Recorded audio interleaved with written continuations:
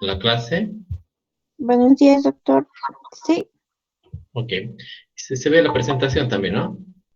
sí, Bueno, la doctor, se pantalla. ve. Ok, gracias.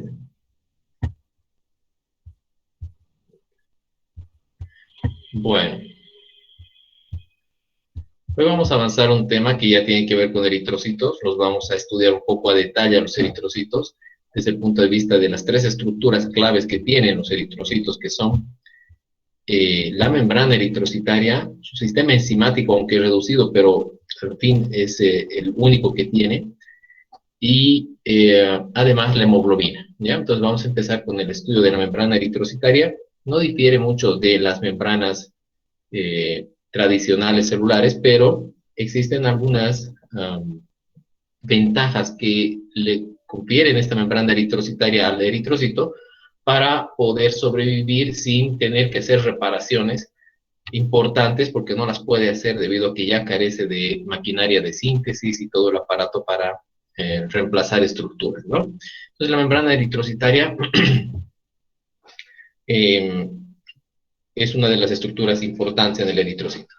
A ver, sabemos que el eritrocito tiene una función muy importante que es la de mantener oxigenados a los a los tejidos a partir de su función que es llevar oxígeno a estos tejidos y recoger los gases que han producido y que son resultado del trabajo celular que realizan las células en todo el organismo.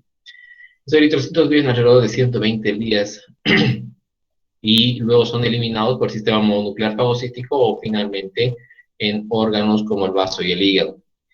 La vida del eritrocito es bien complicada porque fíjense que tiene que recorrer alrededor de 600 kilómetros, va a pasar unas 600,000 veces las turbulencias cardíacas y esto significa entrar en una especie de remolino hacia la cavidad cardíaca, a las cavidades cardíacas.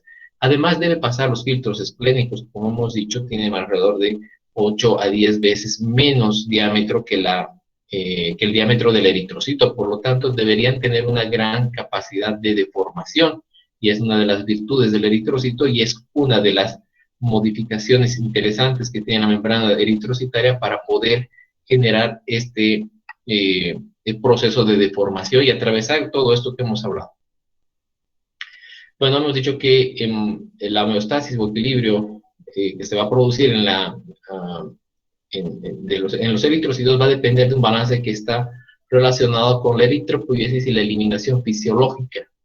Es decir, que si uno de estos eventos no está bien regulado, podemos producir o anemias o eritrocitosis, ¿no es cierto? Y las patologías eritrocitarias tienen que ver con un desbalance entre este equilibrio. A ver, en los eritrocitos vamos a ver que las estructuras, todas las estructuras citoplasmáticas que regularmente tienen las células como aparato de Golgi, retículos endoplasmáticos, ribosomas, en fin, todas las estructuras citoplasmáticas en el eritrocito han sido anuladas, han sido degradadas y eliminadas y prácticamente el contenido citoplasmático de los eritrocitos se reduce a una sola molécula que es la hemoglobina. Además, bueno, claro, tiene su sistema enzimático, como les decía, muy reducido, pero es un sistema enzimático eh, um, que no se está generando continuamente, es un sistema enzimático que lo van heredando de su precursor, que son los eritroblastos. Y las enzimas importantes que utiliza el eritrocito para, o perdón, las vías metabólicas importantes que utiliza el eritrocito para sus funciones enzimáticas son la vía glucolítica, pentosas fosfato y síntesis de nucleótidos. Después no hay otras funciones importantes como cadena respiratoria, transportadora de electrones, en fin, no tiene ciclo de Krebs. Entonces la formación de ATP también estará muy reducida y eso lo vamos a ver en el siguiente tema, que es metabolismo eritrocitario. Bueno, entonces, para el eritrocito, el tener intacta su sistema enzimático, la membrana eritrocitaria y una hemoglobina competente, hacen la vitalidad que pueda conseguir para esos 120 días que hemos hablado. Entonces, esta membrana eritrocitaria debería tener unas características eh, muy importantes que le permitan que le van a generar o mantener esta forma discoide, que le permitan mantener una deformabilidad importante para poder atravesar lo que hemos hablado y que además tenga una elasticidad. No solamente debe ser resistente, una cosa es ser resistente y otra cosa es ser elástico. Debe combinar ambas facultades, es decir, ser resistente y ser elástico. Va a estar esta membrana eritrocitaria, como la mayoría de las membranas, estará compuesta por lípidos, proteínas y carbohidratos, ¿no es cierto? No hay mucha diferencia. La diferencia va a ser en la disposición de algunas proteínas y la estructura de algunas proteínas de la membrana eritrocitaria. Como cualquier membrana eritrocitaria, la parte externa está formada por una doble bicapa o una bicapa lipídica. Van a tener proteínas que puedan estar sumergidas total o parcialmente en la membrana, y una porción interna que es muy particular en el eritrocito, es prácticamente la estructura que le permite esa deformabilidad y resistencia al eritrocito, y se llama esqueleto de la membrana. Es una porción interna de proteínas fibrilares que se encuentran en la parte interna de la membrana eritrocitaria en contacto con la hemoglobina y que le permiten esa deformación. Ahorita vamos a ver su ubicación. Bueno, entonces esta interacción entre lípidos, proteínas integrales y en el esqueleto le van a conferir lo que hemos dicho, su capacidad para deformación y su resistencia. ¿Y a partir de qué se consigue esa capacidad de deformación y resistencia? A partir de que el eritrocito va a tener un exceso de superficie respecto al volumen total que ocupa la célula. Es decir, el eritrocito en la práctica tiene una gran superficie respecto al volumen total que ocupa. A ver, más o menos para que se vayan dando cuenta.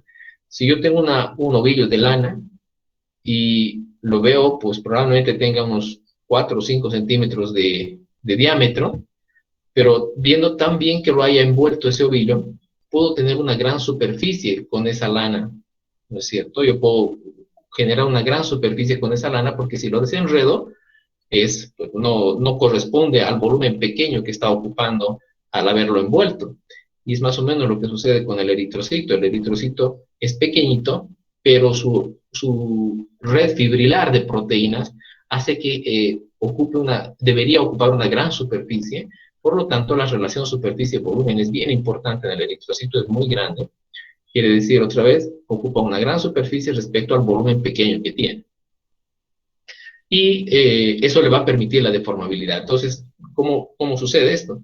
Lo mismo que les hablaba, ¿no? Si tenemos un pequeño ovillo de lana, unos 4 o 5 centímetros de diámetro, y yo lo quiero hacer pasar por una tubería que tenga, póngale, 10 o 5 veces menos su diámetro, con un sistema de presión lo puedo hacer pasar a través de esa tubería, y cuando salga de la tubería al otro extremo, va a salir completamente intacto. No se habrá roto, no se habrá deformado, va a volver a tomar su estructura, ¿no es cierto?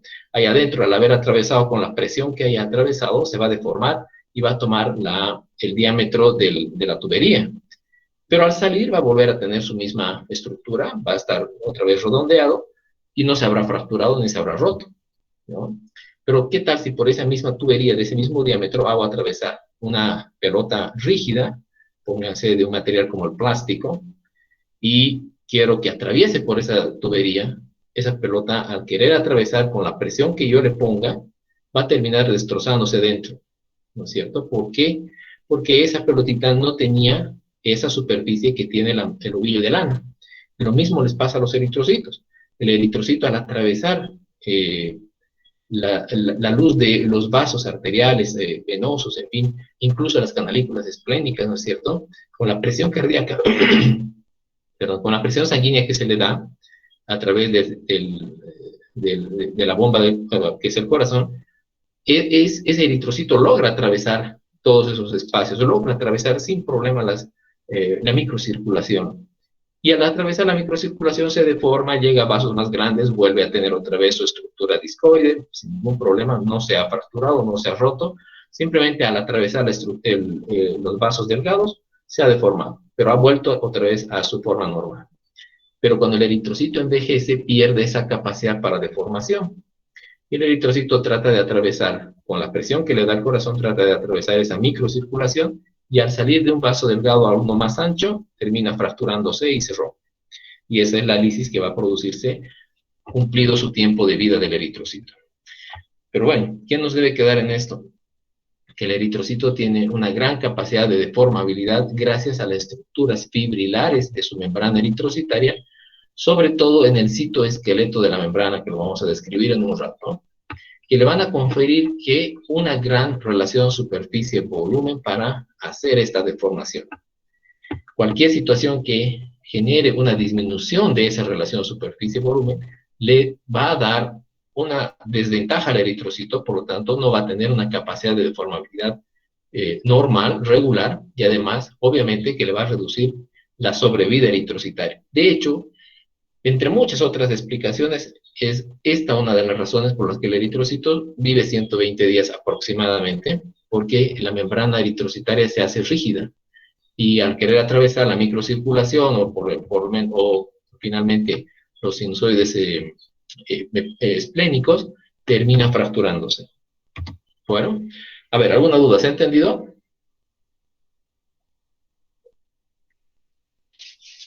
Doctor, buen Sí, día.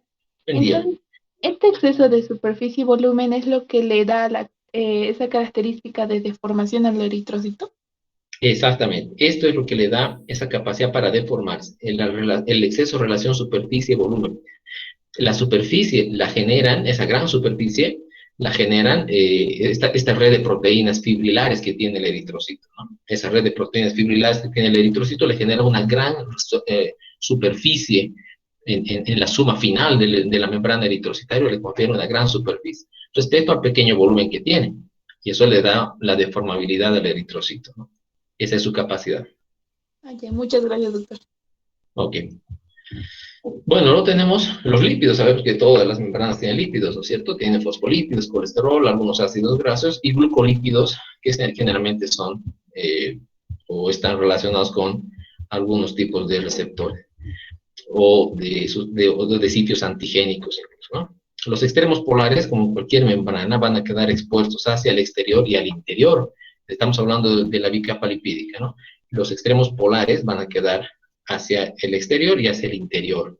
Y generalmente obviamente son hidrófilos y deberían, si son polares, son hidrófilos, deberían estar en contacto con el medio acuoso, es decir, medio acuosos. Entendemos el exterior.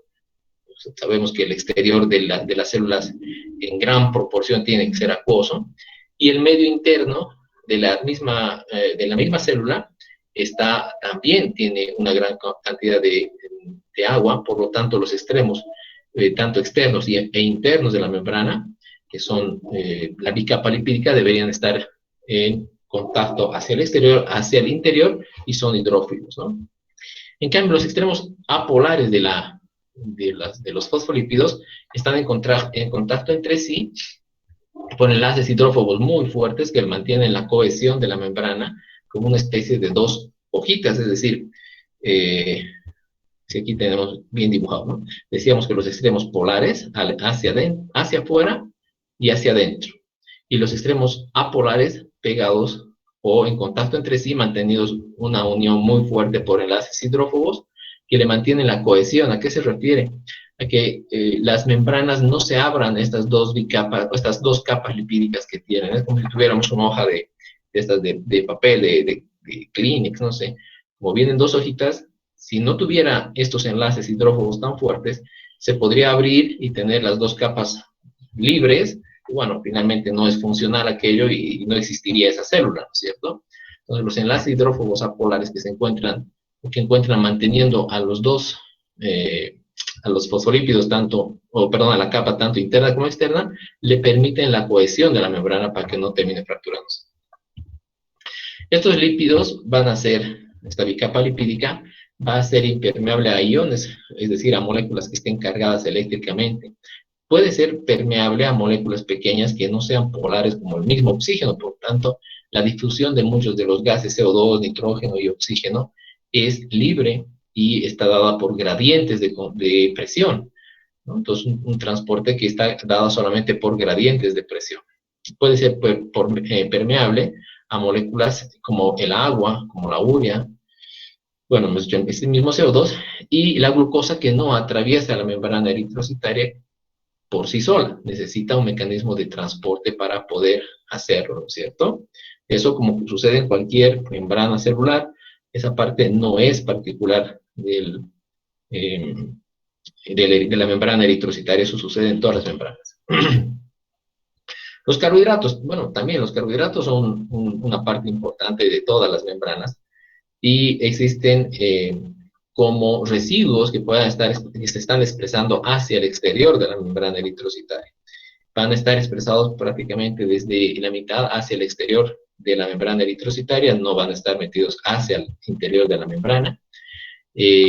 Van a desempeñar muchos de estos carbohidratos como sitios antigénicos y de señalización en la membrana eritrocitaria. ¿Qué quiere decir? Tenemos la bicapa lipídica acá, ¿no? Lo que hemos dicho, los extremos polares hacia adentro y hacia afuera. Los extremos apolares de los fosfolípidos entre sí mantenidos por enlaces hidrófobos muy fuertes. Y cuando hablamos de los carbohidratos, vemos que están como residuos, formando parte de proteínas, pero sus residuos, las proteínas que sí se van a estar anclando en la membrana eritrocitaria, pero los residuos glucídicos están hacia afuera, no hacia adentro. Es decir, no están en contacto con la membrana eritrocitaria, o perdón, con el interior de la célula. No están en contacto con el interior de la célula. Las proteínas, vamos a ver de que de acuerdo a su ubicación en la bicapa lipídica pueden ser proteínas integrales, a estas se llaman proteínas que puedan estar total o parcialmente incluidas en la misma membrana lipídica, quiere decir que estén formando parte total o parcialmente de la membrana. Puedan estar, como hemos dicho aquí, esta por ejemplo ser una proteína integral porque está atravesando totalmente la membrana. Puede estar atravesando parcialmente la membrana, también se llama proteína integral. Y las proteínas periféricas que están por fuera de la membrana y que en realidad están suspendidas entre la membrana eritrocitaria y el interior de la célula. A esas son las que se llaman proteínas periféricas, las vamos a ver en todos, no se preocupen. Estas proteínas periféricas son las importantes en el eritrocito para mantener su forma discoide, darle deformabilidad y darle resistencia. ¿Ya? Entonces, estas proteínas van a formar parte del citoesqueleto de la membrana eritrocitaria.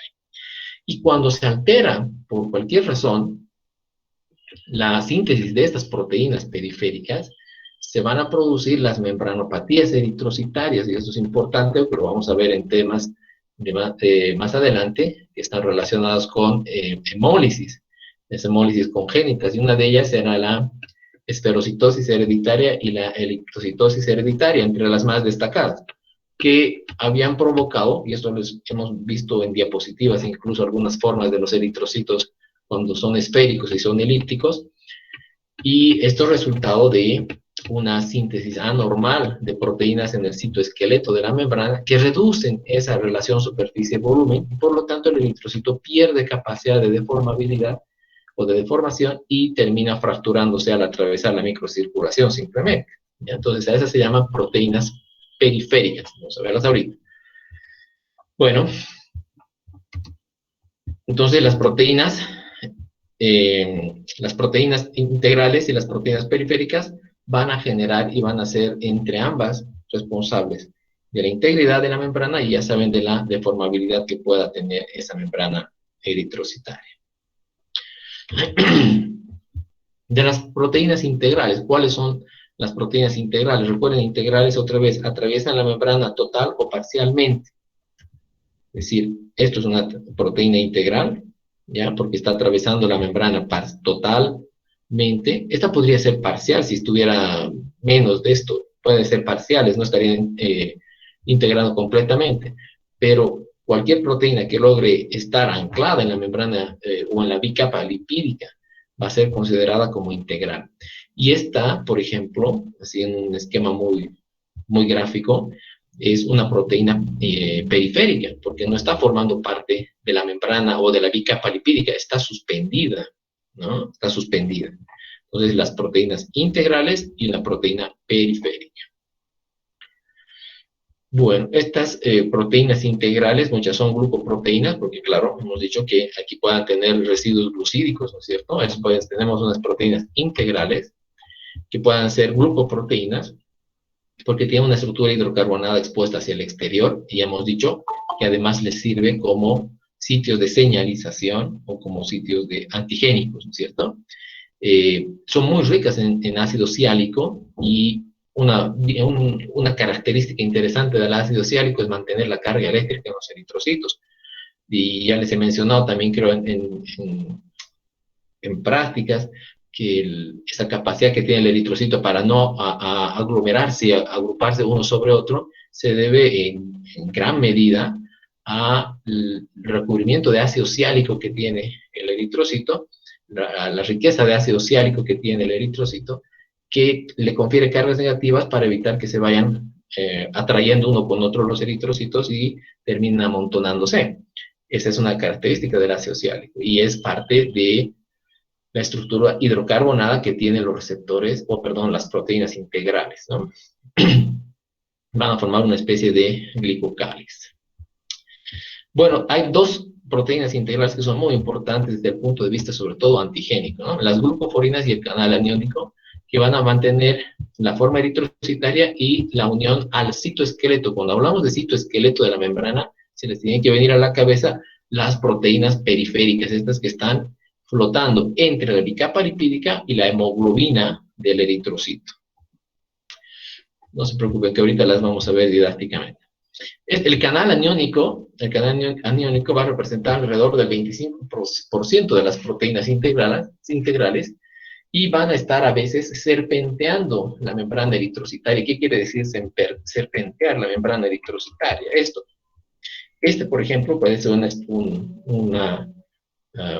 descripción gráfica de lo que es el canal aniónico. Quiere decir que se serpentea, entra, vuelve a salir, vuelve a entrar, está serpenteando en la membrana, la bicapa lipídica. Y en cambio, por decirles algo, la glucoforina sería esta, que simplemente está entrando y queda anclada en un solo sitio y tiene, claro, toda su estructura hidrocarbonada hacia el exterior, si quiere. El canal aniónico serpentea la bicapa lipídica. Bueno, además va a tener un oligosacárido expuesto hacia el exterior, muy ramificado, que le va a dar la especificidad o la antigenicidad de los grupos ABO, del sistema ABO, de la clasificación ABO. Entonces, por tanto, en el canal aniónico se encuentra la especificidad de grupos ABO. Es decir, estos residuos, cuando veamos luego sistema o inmunohematología, vamos a recordar que en el canal aniónico los azúcares que están, a ver si vemos acá, esto fuera un canal aniónico, los azúcares que están expuestos aquí al exterior van a dar los sitios antigénicos para los grupos sanguíneos. Entonces, en el canal aniónico se encuentra la especificidad de grupos sanguíneos del sistema ABO. Bueno, no solamente tiene esa cualidad de ser sitio antigénico, además facilita el intercambio entre cloruros y bicarbonatos entre el interior y el exterior, por eso se llama aniónico. Es importante para anclar la doble capa lipídica al esqueleto de la membrana. ¿Por qué? Fíjense que si yo entiendo que este canal aniónico está serpenteando la membrana varias veces, es decir, la bicapa lipídica, le está dando primero su resistencia a la membrana eritrocitaria, y además, vamos a verlo más adelante, tiene sitios para unirse con las proteínas del citoesqueleto. Por ejemplo, aquí tenemos, imagínense que fuera este el canal aniónico, y tenemos las proteínas del citoesqueleto. Las proteínas del citoesqueleto se van a unir tanto a las proteínas integrales, sean que estén serpenteando o no la membrana, la bicapa lipídica, van a tener sitios para unirse. Si fuera esta una proteína del citoesqueleto, fíjense que se encuentra flotando, no está unida a la bicapa lipídica. Y esto se consigue gracias a la unión de las proteínas del citoesqueleto a proteínas integrales. Tienen sitios para unir, que los vamos a ver. A ver, hasta aquí, ¿alguna duda? Doctor, estas Sí. proteínas periféricas son los que, solo estas proteínas periféricas son los que le dan esas características a la membrana de deformidad, elasticidad y resistencia. Sí, la gran parte. Ambas. Es que en realidad hay obviamente que trabajan en una suerte de cooperación. Si yo entiendo de que estas proteínas periféricas, cuando hablo están flotando, es entre comillas. No quiere decir que están solitas ahí y solas se acomodan. cuando digo que están flotando, me refiero a que no están ancladas a la bicapa lipídica directamente, tienen que anclarse a una proteína integral, como una que está serpenteando o como una que está atravesando una sola vez la bicapa lipídica. Pero tienen que anclarse ahí, de otro modo tampoco va a funcionar. Ahora, lo que pasa es que la mayor cantidad de defectos en proteínas de las membranas eritrocitarias está en estas proteínas periféricas, en estas proteínas, y no se ha visto defectos genéticos en las proteínas integrales, o cuando menos son muy, muy raros. La mayoría de los defectos que tienen que ver con la membrana eritrocitaria están relacionados con alteraciones genéticas para su codificación en estas proteínas periféricas. Por lo tanto, obviamente, que si yo le veo desde el punto de vista funcional y estructural, claro, las proteínas integrales también son importantes. ¿Por qué? Porque si no estuvieran aquí para anclarse en algún lugar, estas proteínas no tendrían dónde unirse y terminarían, pues ahí, como les digo, ahora sí, literalmente flotando.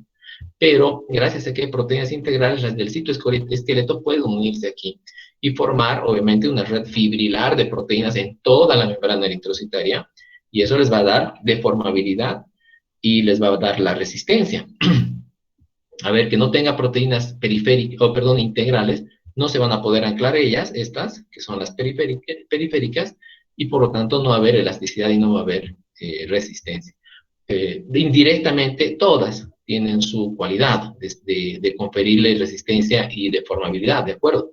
Pero la estructura fibrilar que aumenta la relación superficie-volumen, desde luego que es en las proteínas periféricas del citoesqueleto. Directamente, ahora claro, indirectamente me dirán, sí, también estas, porque si estas no existen, ¿dónde se van a anclar ellas? ¿No? No, ¿dónde se van a anclar? Pues obviamente la deformabilidad es una suma de beneficios que confieren ambas, pero siempre le daremos más valor en esa cualidad de deformabilidad a las proteínas periféricas llamadas del citoesqueleto de la membrana, ¿sí? Lo que pasa es que la mayoría de defectos genéticos no están relacionados con proteínas integrales. La mayoría de defectos genéticos están relacionados con proteínas del citoesqueleto de la membrana. ¿Está bien? Sí, doctor, muchas gracias. Bueno. Luego las glucoforinas se han descrito, también son ricas en ácido ciálico, por eso vean que el ácido ciálico es un elemento bien importante para mantener la carga eléctrica en la membrana eritrocitaria y evitar lo que ya hemos hablado. Hay 4 tipos, ¿no? De la A a la D. Van a tener fragmentos glucídicos que están también expuestos al exterior y también son sitios antigénicos para otros sistemas de clasificación de grupos sanguíneos.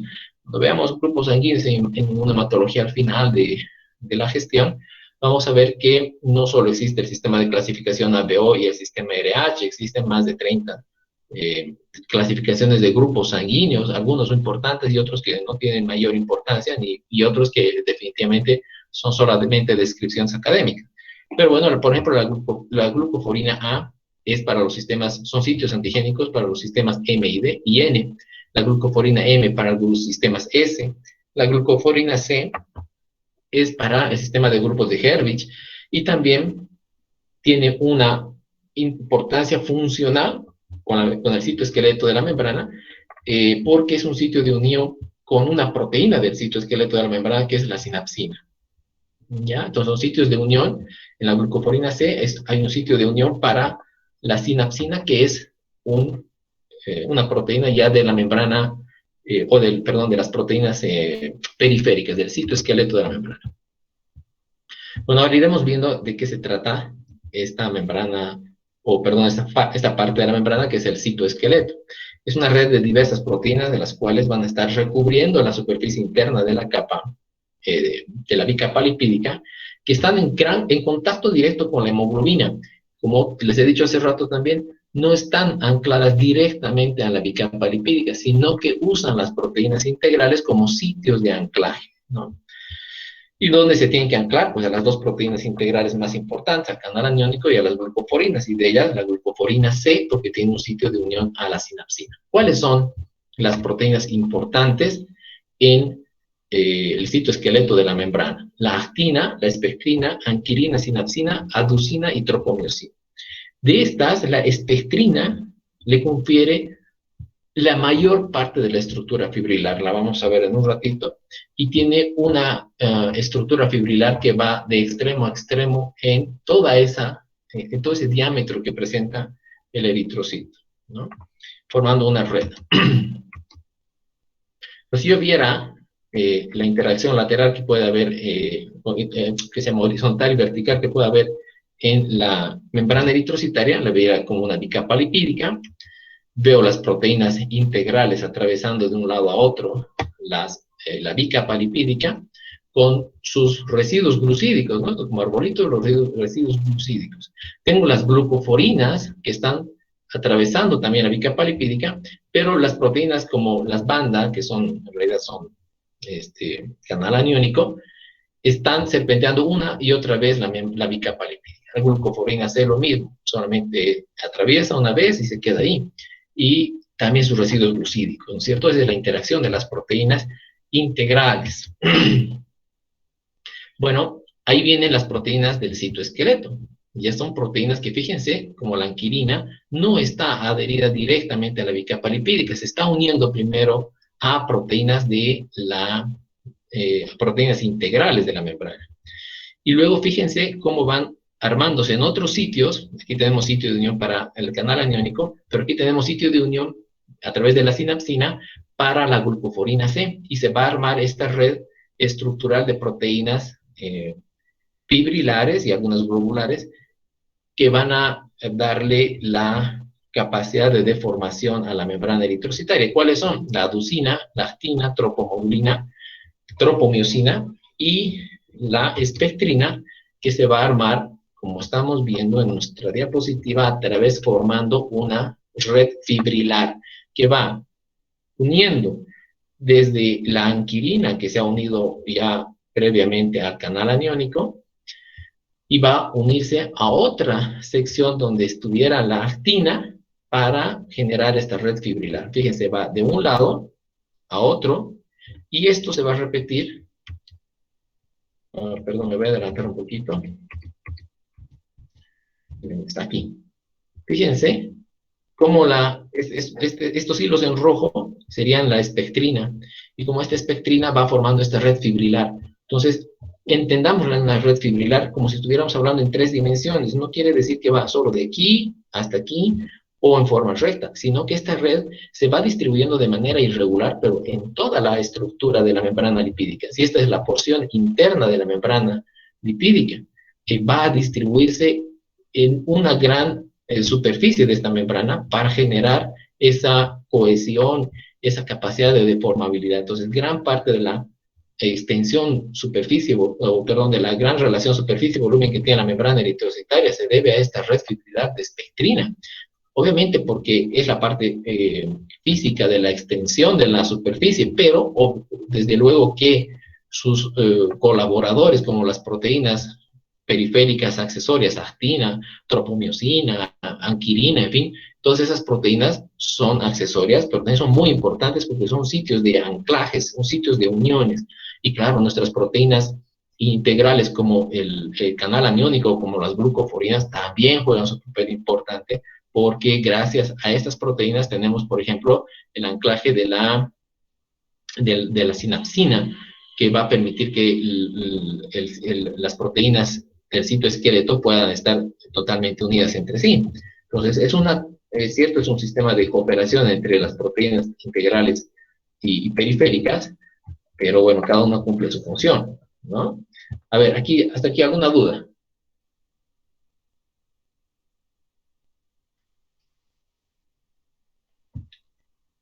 Entonces, otra vez, a ver, vamos otra vez lo que sucede con el anclaje. Tenemos proteínas integrales que atraviesan la membrana de un lado a otro, como puede ser canal aniónico.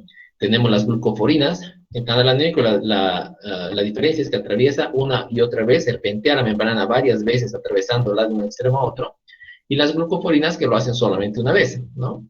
La glucoforina A tenemos aquí, tenemos glucoforina C.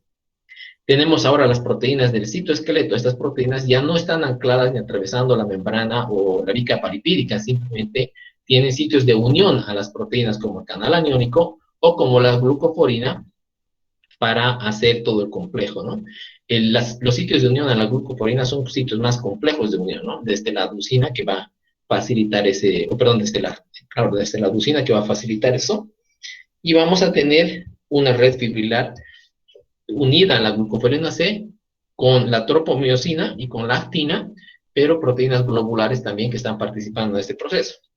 Y luego la espectrina que le va a dar esta estructura fibrilar bien importante para generar esa gran relación superficie-volumen, y además, como estas proteínas son elásticas, entre comillas, le dan esa flexibilidad a la membrana eritrocitaria. Bueno, ¿cuáles son las funciones del citoesqueleto? Modular la forma, modular la capacidad de deformación, alteraciones en estas proteínas. Hemos dicho que van a generar la mayor parte de las membranopatías hereditarias, como la esferocitosis y la elictocitosis, ¿no? La espectrina es una de las proteínas más abundantes del citoesqueleto, porque imagínense, tiene que atravesar tantos sitios de unión entre proteínas integrales que, bueno, le da una gran relación superficie-volumen gracias a la espectrina, ¿no? Son dos hélices que se encuentran unidas, alfa y otra, que interactúan, que son la alfa y la beta, y van a interactuar como sitios de unión con la actina, la sinapsina y la anquilina, ¿no? Entonces tenemos los sitios de unión con la actina, que nos va a facilitar ese proceso de que el citoesqueleto se encuentre suspendido, entre comillas, se encuentra suspendido en el interior de la bicapa lipídica, sin tocarla, sin estar anclado a la bicapa lipídica directamente, porque se encuentra unido a las proteínas integrales. Bueno, otra forma de ver esto, la espectrina serpenteando en sus hélices alfa y beta, los sitios de unión que vamos a tener con el canal aniónico, por ejemplo, los sitios de unión que vamos a tener con las glucoforinas, por ejemplo, ¿no? El complejo proteico que se une a las glucoforinas resulta un poco más complicado que las proteínas que se unen al canal aniónico. Bueno, parte de la descripción de la espectrina desde el punto de vista estructural. A ver, la firmeza entonces va a depender de la espectrina en su capacidad para poder deformarse y además tener rigidez. Como les dije en un momento, al principio, tenemos que tener rigidez, la membrana tiene que ser dura, pero tiene que tener esa capacidad para deformarse sin terminar fracturándose. Hemos dicho que esto se va a conferir gracias a las hélices alfa y beta que tienen la espectrina. Lo que hemos dicho, ¿no? Tenemos nuestras hélices beta en nuestras hélices alfa y los sitios de unión. Bueno, estas son las migraciones electroforéticas de las proteínas, no es realmente importante, ¿no? Otra vez esto, y esta es una de las diapositivas más didácticas, entiéndanla bien porque es la que les va a ayudar a comprender. Toda esta parte, asumamos que es el exterior del eritrocito, es el medio en el cual se encuentra, el plasma en este caso. Tenemos las proteínas integrales como el canal aniónico que serpentean la membrana una y otra vez. Tenemos las glucoforinas que lo hacen una sola vez atravesando, atravesando la membrana completamente, la bicapa lipídica completamente. Tenemos proteínas integrales, periféricas, que se encuentran unidas y ancladas a las proteínas integrales para poder formar esta red fibrilar, ¿no? Esta red fibrilar interna de proteínas, que son las proteínas del citoesqueleto. Aquí en rojo tenemos la espectrina que nos permite a través de sus dos hélices mantener esa resistencia. Miren cómo de resistencia y flexible puede ser la membrana eritrocitaria gracias a la espectrina cuando está anclada en varios segmentos de la membrana, y esto le permite que pueda estirarse, que pueda deformarse, pero como es una proteína helicoidal, tiene claro su capacidad de elasticidad y de resistencia para que no se terminen fracturando o rompiendo, ¿no es cierto? Bueno, hemos dicho que la vida útil de los eritrocitos va a depender de eventos que vayan deteriorándose con el lapso o con el paso de los días. Uno, la membrana, el sistema enzimático que se va consumiendo, y la hemoglobina, que finalmente es una de las estructuras, uno de los elementos más estables en la membrana, en el eritrocito, porque va a ser más constante. La membrana va a perder, a medida que va envejeciendo, el eritrocito va a perder colesterol y fosfolípidos y se va a perder su selectividad. ¿Qué quiere decir? Que ahora va a dejar entrar, por ejemplo, mayor cantidad de sodio hacia la membrana, hacia el eritrocito, y el eritrocito va a empezar a hincharse y finalmente va a reventar. Es una de las situaciones que le confiere una vida reducida al eritrocito, ¿no? Como se empieza a perder capacidad selectiva de los colesteroles y fosfolípidos de la membrana, este va a perder selectividad, esta membrana pierde selectividad y empieza a recibir demasiado sodio. Recuerden que el sodio es extracelular en mayor proporción y el potasio es más bien intracelular. Entonces, ingresa más sodio, sale potasio de la membrana a través de la membrana y la célula empieza a hincharse y reventar, ¿no? Pues bueno, si va a empezar a hincharse, ahora va a perderse la relación superficie-volumen y el eritrocito también va a perder deformabilidad, desde luego, ¿no es cierto? Se va haciendo esférico el eritrocito, porque es como si lo estuviéramos inflando y ahora de ser un disco bicóncavo va a terminar siendo como una especie de canica, ¿no? Va a acumular IgGs en su superficie, lo cual va a ser sensible, como si fuera una especie de opsonización, para que el sistema mononuclear fagocítico realice su acción, o finalmente se anclen proteínas del sistema de complemento y esto también haga de que se activen mecanismos de eclosión mediados por sistema de complemento a partir de la formación del complejo de ataque de la membrana formado por C9, ¿no es cierto? Bueno, además va a suceder algunas cosas, ¿no? Como desde el punto de vista enzimático, vamos a decir que va a producirse una disminución en la síntesis de ATP, porque se va a hacer consumo. Recuerden que el sistema enzimático que tiene el eritrocito es el sistema enzimático que ha heredado de sus precursores nucleados, como era hasta el eritroblasto ortocromático, aunque ya el ortocromático, hemos dicho, no realiza gran función de síntesis, de hecho nada, perdón, absolutamente nada. Hasta el policromatófilo podríamos pensar que su núcleo puede comandar algunos sistemas de síntesis, pero ya el eritrocito desde luego que nada, todo lo que tiene ha sido heredado de sus precursores nucleados, después nada. Disminuye entonces la síntesis de ATP, ya no lo van a poder hacer, disminuye también unos sistemas enzimáticos mediados como la metahemoglobina reductasa. Cuando veamos metabolismo eritrocitario, veremos que esta metahemoglobina reductasa es importante para que la hemoglobina en estado oxidado, con hierro en estado oxidado, pueda retornar nuevamente a estado ferroso.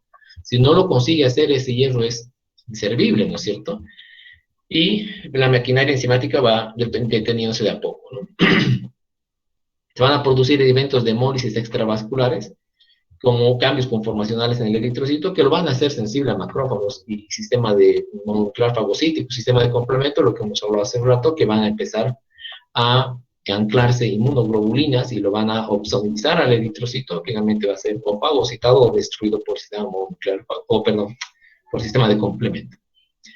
Bueno, luego que el eritrocito ya ha entrado en este proceso de desintegración, hay elementos que puedan ser nuevamente reciclados, ¿no? Como, por ejemplo, el hierro que va a ser recogido otra vez para llevarse a través de o por la transferrina hacia los depósitos, o finalmente a la médula ósea para hacer nuevamente la síntesis de hemoglobina. En fin, los aminoácidos van a ser reutilizados en procesos anabólicos, ¿no es cierto? Va a volver a utilizarse los aminoácidos que se han desintegrado, o han sido o han quedado libres desde la hemoglobina a partir de subcadenas globínicas.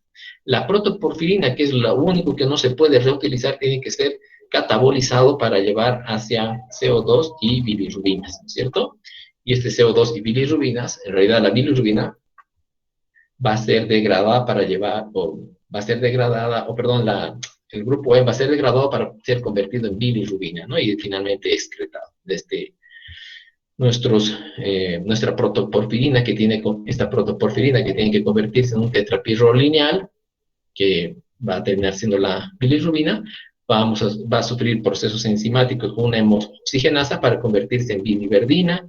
Finalmente, una biliverdina reductasa la va a convertir en bilirrubina. Eso todavía se encuentra en sangre periférica y debe combinarse con albúmina para poder ser transportado dentro de la sangre. Va a llegar al hígado, el sistema retículo endotelial va a llegar al hígado. Aquí esta bilirrubina va a sufrir un proceso de conjugación con el ácido glucurónido, vamos a tener lo que es la bilirrubina conjugada. Esta bilirrubina conjugada va a salir del hígado a la vesícula y de ahí finalmente va a sufrir el proceso de excreción, ¿no es cierto? Entonces es el ciclo que sigue el tetrapirrol, es decir, el grupo E, para poder ser eliminado, porque no se lo puede reutilizar. ¿ya? No se lo reutiliza. De todo lo que es la hemoglobina que tenía el eritrocito, se reutiliza el hierro, desde luego, las cadenas globínicas, pero no se reutiliza el tetrapirrol. La estructura del tetrapirrol no se reutiliza y es eliminado como bilirrubina, que va a ser un tetrapirrol lineal. Bueno, ahí hemos terminado con membrana eritrocitaria. ¿Alguna pregunta?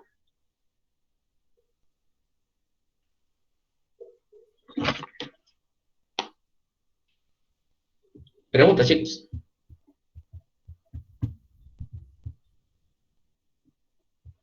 Bueno, quedamos ahí. Nos vemos la siguiente clase en teoría. Esta semana tenemos prácticas y ya estaremos avanzando otros temas. No hay ninguna duda, nos podemos retirar, chicos. Doctor, ¿Sí? perdón. ¿Sería que puede subir sus diapositivas, estas que hemos avanzado y para la siguiente semana también? Ya, o sea, quisiera la del siguiente tema más. Sí, así Ya, poder bueno. anotar ahí mismo. Ok, perfecto, no hay problema. Les voy a subir las diapositivas de los dos siguientes temas, les voy a subir, ¿ya? Los dos siguientes temas van a ser hemoglobina, ¿no? La estructura de la hemoglobina, y va a ser metabolismo eritrocitario. Esos dos temas más voy a subir entonces. Gracias, doctor.